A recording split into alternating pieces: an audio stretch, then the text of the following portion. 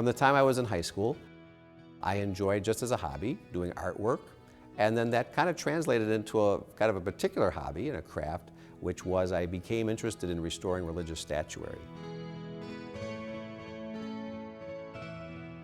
So about 18, 19 years ago, a good friend of mine, Anne Marie Zahn, who's a Nicaraguan missionary, her mom and dad, who take donations for Nicaragua, they got these boxes of these broken, damaged nativity statues. Mrs. Zahn, who's a riot, God love her soul, she's with God in heaven now, she called my mom, two moms, and she said, we have all these broken statues, and we don't know anybody who can do anything with them except your son, because we know he fixes statues. Do you want them? Being a good mom, my mom said, sure, we'll take them. So loaded up the car with all these nativity figurines that were cracked, damaged, smashed, broken, and that began the challenge of starting to build a new nativity scene.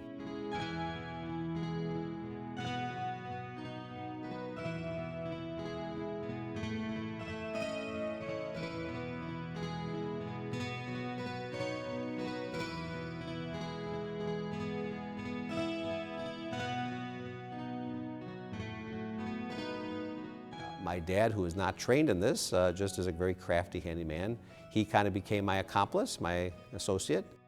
A lot of plaster restoration, a lot of rebuilding. Some of the statues take up to a year to completely restore, rebuild, and then finally, for me, which is the fun part, is the painting.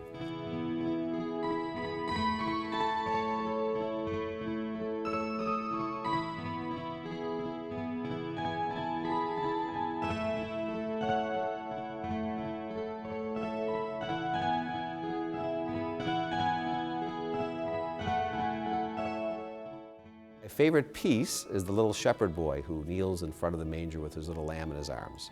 I just find him a precious little piece. Again, very badly damaged, quite broken and cracked, but again, it was a joy to rebuild him and then to repaint him. What I love about him, as I tell people, is he has that beautiful face of wonder, that sense of awe and wonder, and I think that's what we're all called to experience when we kind of come to the manger to see the Christ child, you know, that sense of joy, that sense of awe. We all need that, and he kind of reminds me of that childlike joy that we all need when we come to the manger. The other piece that probably is the most famous piece in our creche is the African king, and that's a unique story. It's one of those stories where you say maybe God's giving us a message here, but like most of the pieces, we had acquired him with other kings. He was chipped, he was damaged, had some holes in him, some water damage. So again, my dad, who's very handy, in our little workshop in our basement, was repairing him, and somehow lost his hold, and the entire statue crashed on the basement floor, concrete floor. So we wound up with just a massive amount of plaster chips, everything smashed all over the floor. My dad was very upset. I told him, let's not worry, we'll always get another African king somewhere. But he said, no, we're going to do it. And it took him about 9 to 10 months, but he literally put all the plaster pieces in different boxes, named them all, with wire and mesh and very meticulous work, completely rebuilt that king. So he's a beautiful figurine, and so he's kind of a symbol of what we've done, in the greatest sense.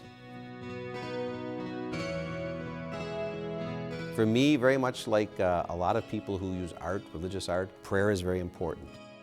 And kind of praying about what I'm doing is a very important thing too, and then kind of using prayer as a way to get into the character of the figurine I'm painting, whether it's a shepherd, whether it's a king, whether it's someone else that's part of the nativity scene, So for me, yes, it's a very prayerful experience.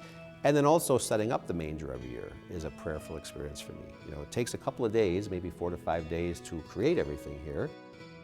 And I find it almost like a time of retreat, where I can kind of go back in prayer and spiritual reflection on what am I doing, and getting into the whole scene. And so what was happening when Christ was being born? How do I see it? What do I envision was going on at that time?